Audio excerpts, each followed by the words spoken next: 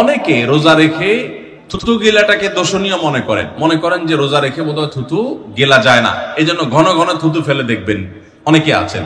বিশেষ করে নতুন নতুন যখন রোজা রাখে পোলাপান, তখন দেখবেন যে মিনিটে মিনিটে থুতু ফেলে, আছে না নাই?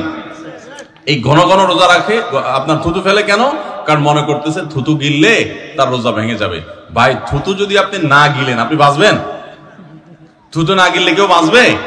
যতই আপনি থুতু ফেলেন, আপনার থুতু তো কিছু না কিছু ভিতরে যাবেই। যদি না যায়, গলা শুকিয়ে গেলে তো আপনি মরেই যাবেন। এই জন্য এটা একটা ভুল যে আমরা মনে করি থুতু ফেলা লাগে। রোজা রেখে রোজার কারণে এক্সট্রা কোনো থুতু ফেলার দরকার নাই। আপনার মুখে বালু চলে আসছে, একটা মশা ঢুকে গেছে, আপনি রোজা আছে, এটার জন্য ভিতরে না যায়, সেজন্য থুতুটা ফেলে দিলেন, এটা ভিন্ন কথা।